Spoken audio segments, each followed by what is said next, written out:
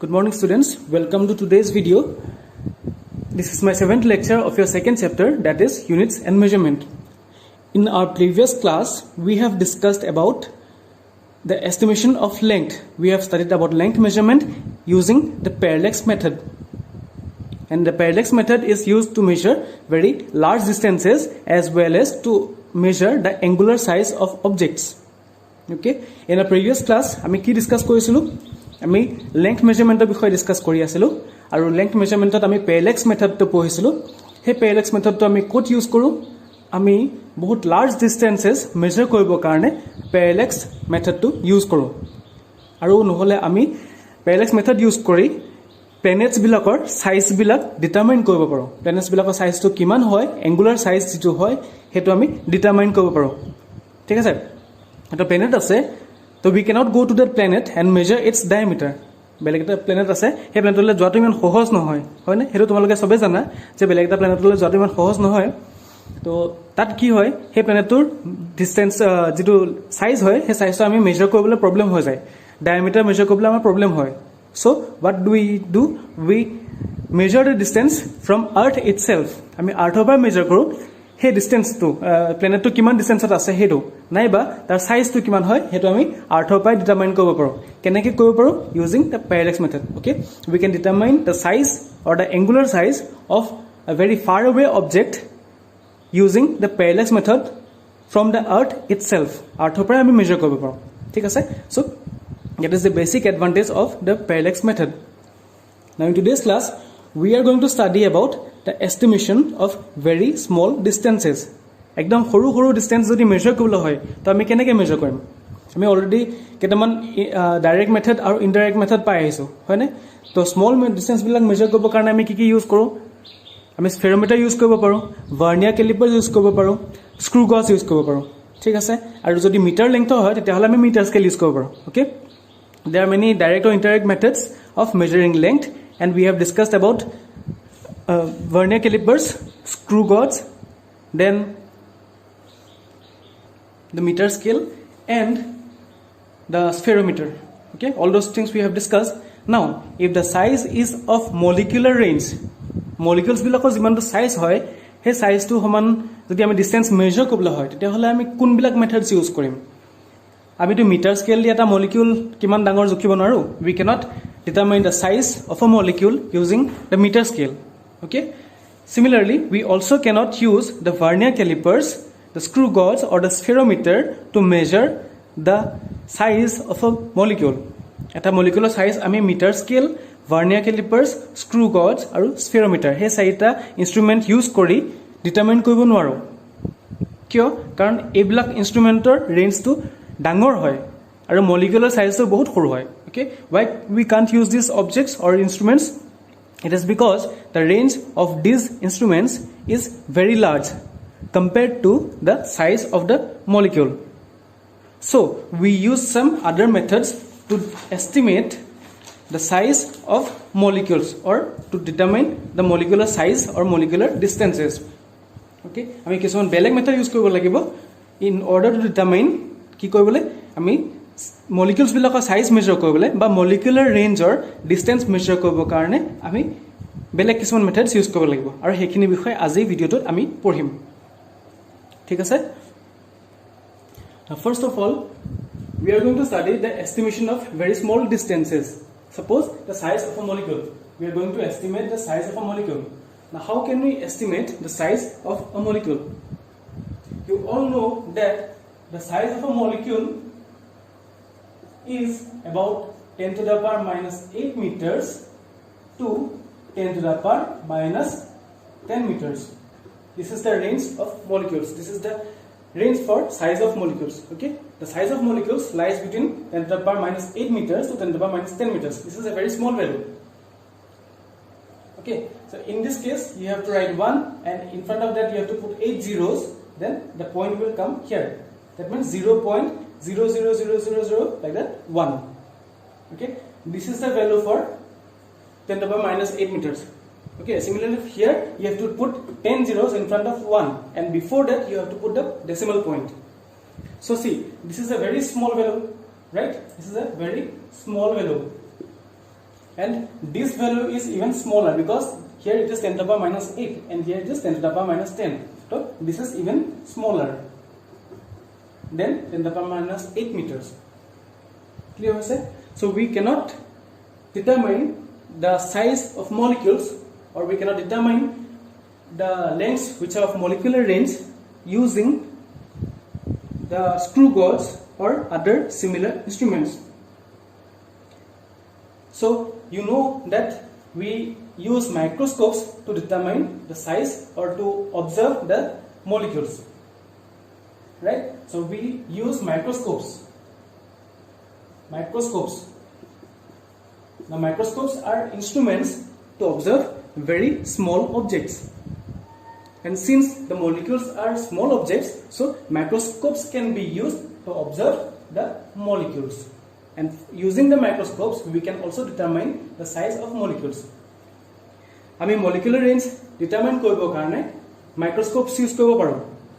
Microscope বিলাক কি হয়, হেবিলাক কিছুমান ইনস্ট্ৰুমেন্ট হয় যিটো ইনস্ট্ৰুমেন্টে বহুত সৰু সৰু অবজেক্ট চাবলৈ আমাক সহায় কৰে, আৰু যেহেতু মলিকিউলছ বিলাক সৰু সৰু অবজেক্টছ হয়, সো মলিকুলাৰ সাইজটো আমি মাইক্ৰোস্কোপ ইউজ কৰি ডিটাৰমাইন কৰিব পাৰোঁ.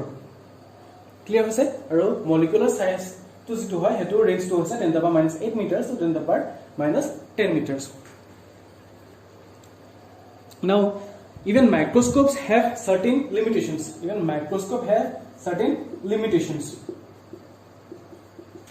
Limitations মানে কি হয়, অসুবিধা কিছুমান হয়. মাইক্ৰোস্কোপ ইউজ কৰিও আমাৰ এই মলিকুলাৰ ৰেঞ্জটো ডিটাৰমাইন কৰিবলৈ কেতিয়াবা প্ৰবলেম হয়. ঠিক আছে? It has microscopes also has some limitations. Limitations means drawbacks, or you can say backlogs.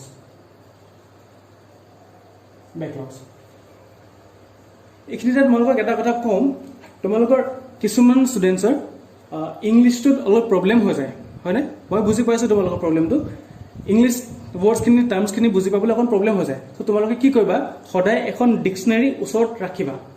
You always keep a dictionary beside you, and whenever you see a term, suppose you get a word limitations, then you open your dictionary and check that word. আসলতে মিনিংটো হয় কি? ইয়াত Anglo Assamese ডিকশ্যনেৰী এটা আছে য'ত words বিলাক ইংলিছত থাকে আৰু মিনিংছ বিলাক অসমীয়াত থাকে. তো সেইখিনি বস্তু তোমালোকে ধুনীয়াকৈ বুজি পাবা. ঠিক আছে? তো তেনেকুৱা এখন ডিকশ্যনেৰী তোমালোকে ইউজ কৰিবা, আৰু সদায় পঢ়া টেবুলতে ডিকশ্যনেৰীখন ৰাখি থবা, যাতে কিবা এটা যদি তোমালোকে ৱৰ্ড পোৱা চিধাই খুলি পেলাই চাব পাৰা মিনিংটো. তেনেকৈহে তোমালোকৰ ইংলিছটো ডেভেলপ হ'ব. ক্লিয়াৰ হৈছে? চ' সদায় এখন ডিকশ্যনেৰী লগত ৰাখিবা. ঠিক আছে? Now let us see what are the limitations of microscopes. Microscope limitations কি আছে, drawbacks কি আছে, অসুবিধা কি হয় মেজৰ কৰিবৰ কাৰণে. ঠিক আছে? So normally যিবিলাক মাইক্ৰোস্কোপছ ইউজ কৰা হয় সেইবিলাক হৈছে অপটিকেল মাইক্ৰোস্কোপ. তাক অপটিকেল মাইক্ৰোস্কোপছ বুলি কোৱা হয়. The microscopes that we use in our daily lives is optical microscope. Okay? Microscope বেলেগ বেলেগ টাইপ আছে. তাৰে আমি যেটো normally use কৰো, that microscope is known as the optical microscope. And optical microscopes use the visible light for observation. Now what is visible light? আমি যেটো পোহৰ দেখি আছো, সূৰ্য পোহৰ যেটো হয়, that is visible light. Okay? The light that we are seeing, the light that is coming from the sun, that is visible light. Clear? Now optical microscopes use that visible light for observation. তো কি হয়, যদি আমি ইয়াত মাইক্ৰোস্কোপ এটা place কৰি দিওঁ, ইয়াত যদি মাইক্ৰোস্কোপ এটা প্লেস কৰোঁ, তো কি হ'ব, সেই মাইক্ৰোস্কোপটোত বাহিৰৰ পৰা লাইটটো আহি পৰিবহি. আমি যদি কিবা এটা অবজেক্ট তাত বা মলিকুলছ তাত অবজাৰ্ভ কৰিবলৈ হয়, তেতিয়াহ'লে কি হ'ব, আমি সেই বাহিৰৰ পৰা অহা লাইটটো ইউজ কৰিম. তাত কিছুমান মিৰৰ্ছ থাকে, মিৰৰ্ছবিলাকে লাইটটো ৰিফ্লেক্ট কৰি পেলাই ভাল ধুনীয়া ইমেজ এটা ফৰ্ম কৰি দিয়ে, আৰু আমি মলিকুলছবিলাক চাব পাৰোঁ. Okay? The light that is coming from outside, the sunlight that is reflected using certain mirrors in the optical microscopes, and the optical microscopes produce a very beautiful image of the small molecules that we are observing, right? So the optical microscopes use visible light for observation. Then what is the problem in using optical microscopes? The range of wavelengths for visible light is about 10 to the power 4000 angstrom. Sorry, not 10 to the power, it is 4000 angstrom to 7000 angstrom. Now what do you mean by wavelength? What do you mean by wavelength? You know that light is a transverse wave. Suppose this is the sun. Suppose this is the sun. From the sun, the light is coming out. Okay, and that light is a transverse wave.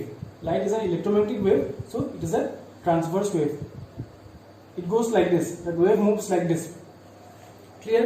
It forms certain crests. This is called crest. It forms certain crests. C-R-E-S-T-S. And these points are known as troughs. T-R-O-U-G-H-S. Troughs মানে হৈছে গামলা টাইপৰ বস্তু আৰু crest মানে হৈছে মুকুট টাইপৰ বস্তু. মুকুট পাইছে দেখিছা তোমালোকে? সো আৰু গামলা দেখিছা? So crest and trough. এটা ৱেভত, এটা ট্ৰান্সভাৰ্স ৱেভত কি থাকে? ক্ৰেষ্ট থাকে আৰু ট্ৰাফ থাকে. ঠিক আছে? ৱেভটো ইয়াৰ পৰা আৰম্ভ হৈছে, এইখিনি পৰা ষ্টাৰ্ট হৈছে. এবাৰ ওপৰলৈ উঠিলে ৱেভটো, তাৰপিছত আকৌ এবাৰ তললৈ নামিলে, গৈ পেলাই এইখিনি পালেগে. অৰিজিনেল পজিশ্যন পাইছেগে নে? অৰিজিনেল পজিশ্যন পাইছেগে. তাৰপিছত আকৌ কি হ'ব? ৱেভটো আকৌ ক্ৰেষ্ট এটা ফৰ্ম কৰিব. ইয়ালৈ আহিব, আকৌ তললৈ যাব, কি হ'ব? ইয়াত ট্ৰাফ এটা ফৰ্ম কৰিব. ঠিক আছে? তো কি হয়? ইয়াত alternate crest and trough form কৰি থাকে. The wave forms alternate crest and trough. The point where it reaches this point, okay, when the wave reaches this point, it completes a wave. At a complete wave form kore. Jiman to distance move korse, that distance is known as wavelength, and it is written as lambda. This is known as the wavelength. Wave to length. At a wave kiman length hoy, that is known as the wavelength. And that wavelength range for visible light is about 4000 angstrom to 7000 angstrom. Clear? This is a very small range. Both horu value hoy. So range to hoise visible light or 4000 angstrom to 7000 angstrom. It angstrom mane ki? What is the value of 1 angstrom? 1 angstrom means that is equal to 10 to the power minus 10 meters. Kiman horu value sa? This is a very small value. Okay? The range is about 4000 angstrom to 7000 angstrom. So what will be its value in meters? This will be 4000 into 10 to the power minus 10 meters, and the range, and this range will be 7000 into 10 to the power minus 10 meters.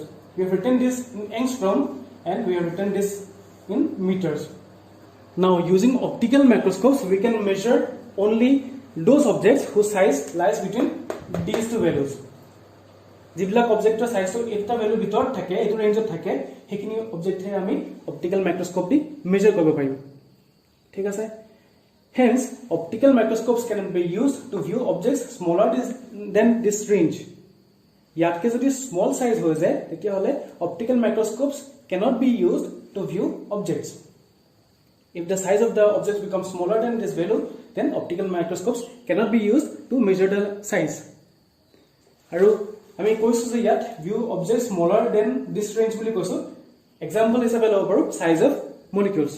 The size of molecules is smaller than this range, so we cannot use optical microscopes to measure the size of molecules.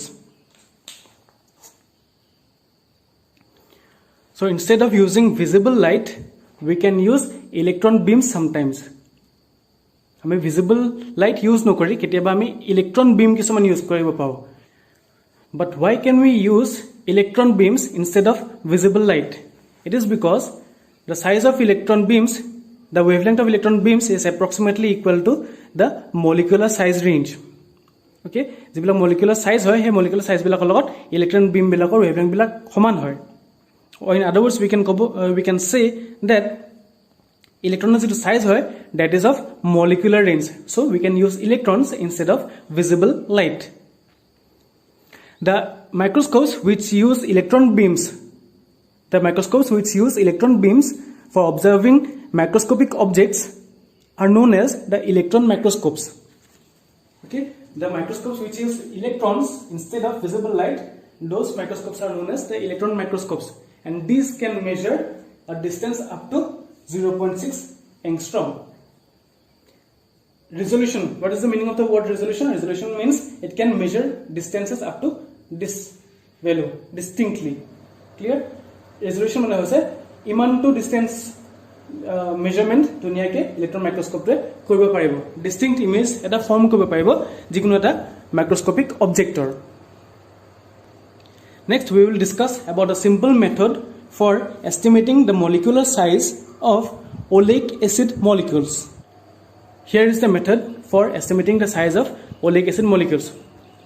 So this is a simple method for molecular size determination. Okay, let us discuss this method. First of all, we need to know what is oleic acid. Oleic acid মানে কি হয়? So it is nothing but a soapy liquid. তোমালোকে chemistry পঢ়িলে আগলে গম পাবা oleic acid কি হয়. It is acidic in nature and it is a soapy liquid. সাবুনৰ নিচিনা soapy, and its molecular size is of the order of 10 to the power minus 9 meters. Yeah, molecular size to kiman hoy? Approximately 10 to the power minus 9 meters hoy. Now the idea is to form a monomolecular layer or film of oleic acid on water surface. আমি ইয়াত কি কৰিম? আমি just water surface at এটা monomolecular layer বনাম। ঠিক আছে? তো লিখি যাও our basic idea is to form a monomolecular. Mono means single. Molecular to বুজি পাইছে, mono means single. To form a monomolecular layer মানে আছে সামনি of oleic acid. A monomolecular layer to কোৱা হয় film বুলি। এটা ফিল্ম বুলি ক'লে তো তোমালোকে কবিৰ সিং বুজিবা, ঘাজিনী বুজিবা, কি ফিল্ম বুজিবা ঠিক নাই, হয় না? This is not that film. এটা কবিৰ সিং নহয়। This film is not কবিৰ সিং, right? এটো ফিল্ম মানে হৈছে এটা সামনি। এতিয়া আমি যদি ওয়াটার সারফেস এটা লৈ লম এনেকৈ ইয়াত ওয়াটার আছে, ঠিক আছে? ওয়াটার সারফেস কোন হ'ব? Water surface will be this surface, ঠিক আছে? ইয়াত যদি এই লেয়ারটো যদি molecules বিলাক এনেকে এডজাস্ট কৰি লও নিজকে, molecules বিলাক যদি এনেকৈ স্প্রেড আউট হৈ যায় on the water surface, then this surface will be called a film. This surface will be called a film. So in this method our main objective is to form a monomolecular layer of oleic acid on water surface. Water surface at oleic acid or layer ta banam, ঠিক আছে? এতিয়া আমি molecular size to কেনেকৈ determine কৰিম? আমি যদি ইয়াত এনেকে molecules খিনি এডজাস্ট কৰিব পাৰো যাতে ইয়াত অকল এটা লেয়াৰ আছে, মই এনেকুৱা কথা বনাইছো এনেকুৱা এইটো যে ফিল্মটো, তো ফিল্মটোত এনেকে দুটা molecules বা তিনটা molecules থাকিলে নহব। আমি যদি এই সারফেসটোত এটা ফিল্ম বনাব পাৰো আৰু এই ফিল্মটোত যদি only one molecule থাকে, যদি এটা molecule থাকে, তেতিয়া হলে আমি যদি এই ফিল্মটোৰ থিকনেসটো মেজাৰ কৰো, এই ফিল্মটোৰ থিকনেসটো মেজাৰ কৰো, তেতিয়া হলে what is that thickness is nothing but the diameter of the molecules. হ'ব না? আমি কি কৰিছো চোৱা, ইয়াতে এটা সিঙ্গল লেয়াৰ ফৰ্ম কৰিছো। সিঙ্গল লেয়াৰ মানে হৈছে মোনো লেয়াৰ ফৰ্ম কৰিছো কিহৰ? ওলেইক এসিডৰ। ক'ত ফৰ্ম কৰিছো? ওয়াটাৰ সাৰফেসত। ক্লিয়াৰ হৈছে? এতিয়া ইয়াত আমি মোনো লেয়াৰ ফৰ্ম কৰিছো, ডাবল লেয়াৰ ট্ৰিপল লেয়াৰ নহয়। ডাবল লেয়াৰ কোনটো হ'ব? এটো যদি দুটা মলিকুলস থাকে ওয়াটাৰ সাৰফেসতে, যদি দুটা মলিকুলস থাকে এনেকুৱাকে, তেতিয়া হলে এটো ডাবল লেয়াৰ হৈ যাব। যদি তিনটা মলিকুলস থাকে এটো ট্ৰিপল লেয়াৰ হৈ যাব। আমাক কি লাগে? Single layer. সিঙ্গল লেয়াৰস তো আমি এনেকুৱাকে এডজাস্ট কৰাব পাৰিম। তো মলিকুলস খিনি আমি কি কৰিব লাগিব? সাৰফেসত এনেকে ডিপোজিট কৰাব লাগিব। ক্লিয়াৰ হৈছে?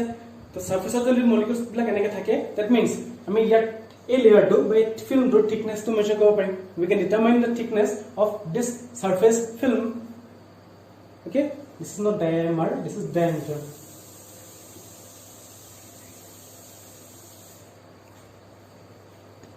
এতিয়া আমি কি কৰিব লাগিব? আমি থিকনেসটো মেজাৰ কৰিছো, দ্যাট মিন্স কি ইয়াৰ পৰা ইয়ালৈকে ডিসটেন্সটো মেজাৰ কৰিছো, আৰু ইয়াৰ পৰা ইয়ালৈকে ডিসটেন্সটো যেটো মেজাৰ কৰিছো, that is nothing but the diameter of this molecules, মানে ইয়াৰ পৰা ইয়ালৈকে diameter ইয়াৰ পৰা ইয়ালৈকে diameter, ইয়াৰ পৰা ইয়ালৈকে diameter. These all are diameters of the molecules. So if you measure the thickness, then we will be able to measure the diameter of the molecules. Clear? How do we, what is the method? How do we determine the size of the monolayer, or how do we determine the size of the molecules?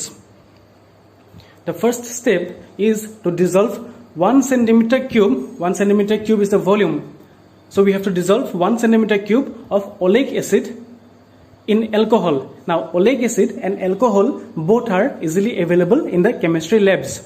Chemistry laboratory a oleic acid aru alcohol এই দুটা বস্তু সহজতে পোৱা যায় ঠিক আছে so we have to dissolve 1 centimeter cube of oleic acid in alcohol to make a solution of approximately 20 centimeter cube. Total solution to volume hobo 20 centimeter cube.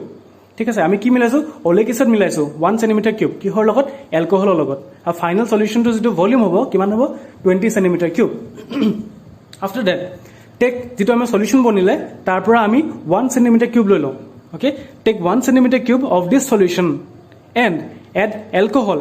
আমি হে 1 যেটো সলিউশন বনালো ফার্স্ট স্টেপত হে সলিউশন টুৰ পৰা 1 centimeter cube লৈ ললো 1 centimeter cube solution লৈ তাত আকৌ আমি alcohol ঢালি দিলো আর ফাইনাল ভলিউম কিমান ফর্ম কইলো again 20 centimeter cube.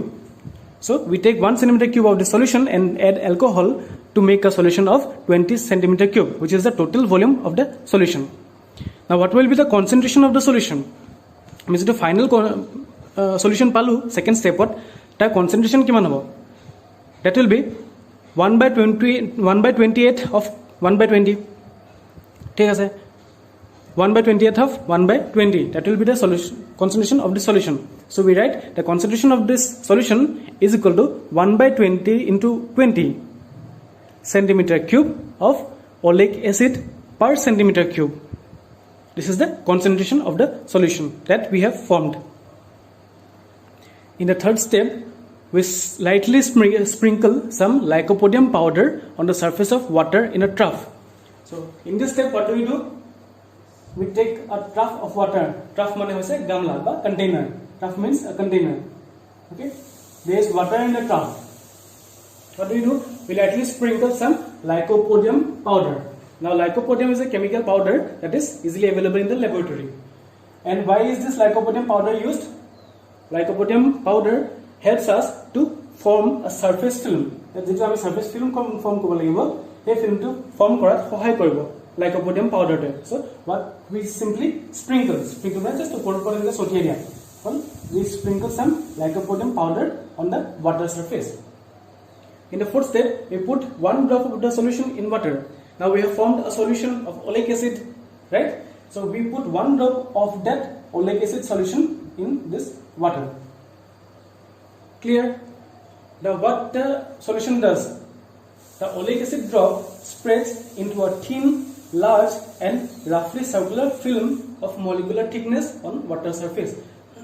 আমি যেটো সলিউশন দিছো water surface তো হে সলিউশনটো কি কৰিব হে সলিউশনটো এনেকুৱা এটা পেচ ফৰ্ম কৰিব এটা লেয়াৰ ফৰ্ম কৰিব কত water surface তো water surface তো এনেকুৱা circular layer এটা ফৰ্ম কৰিব and that layer is of molecular thickness.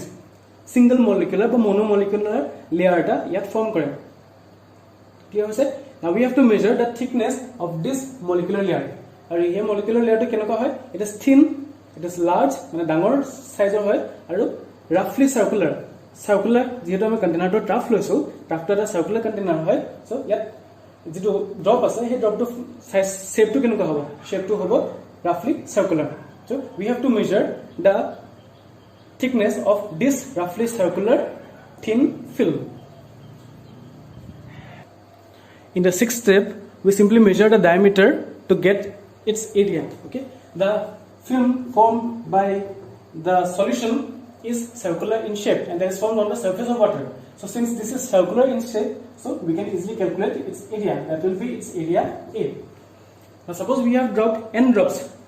আমি ধৰিছো যে আমি n টা ড্ৰপ ইয়াত পেলাইছো water surface n টা ড্ৰপ দিছো ঠিক আছে suppose we have dropped n drops of solution in water. What will be the volume of each drop? We have considered the volume of each drop to be V. Okay, and the unit is centimeter cube. Volume of n drops কিমান হ'ব the volume of n drops will be n into V. Okay, the volume of n drops will be nV centimeter cube. Now the amount of oleic acid in the solution will be equal to the total volume into its concentration. The concentration is 1 by 20 into 20, right? And the total volume is NV. We have dropped n drops and the volume of each drop is V. So what will be the total amount of oleic acid in solution? That will be NV into 1 by 20 into 20. And its unit is centimeter cube. Now let the thickness of the layer formed be T centimeters. The area of the film is A centimeter square, right? Then what will be the thickness? If we divide the volume of the film divided by area of the film, then we will get its thickness, right? So what is the volume? We have to find the volume, and the volume is nothing but NV into 1 by 2020. And the area of the film is A. So in this way we can determine the thickness. What will be the final thickness? What will be the final thickness of the film? The final thickness will be equal to T is equal to volume. What was the volume? The volume of the film is NV into 1 by 2020 centimeter cube divided by what was its area? The area was A centimeter square. Here centimeter square and centimeter cube gets cancelled, so 1 centimeter remains. Then T will be equal to NV into 1 by 2020 divided by 8 centimeters. This is the thickness of the surface film, and this is also equal to the diameter. This is also equal to the diameter of the oleic acid molecules. This thickness is equal to the diameter of the oleic acid molecules. Okay. If the film has monolayer thickness, then this becomes the size or the diameter of a molecule of oleic acid. And this thickness is approximately about, this diameter is approximately about 10 to the power minus 9 meters for oleic acid molecules. For oleic acid molecules, the diameter is approximately 10 to the power 9 meters. So this is a simple method to determine the molecular size.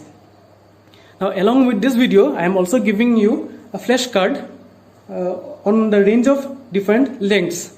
Okay, I am giving you some special length units that are used for measurement of small and large lengths. So go through that and try to remember those length units, because those are very important. The first one is Fermi, second is angstrom, the third is astronomical unit, the fourth is light year, and so on.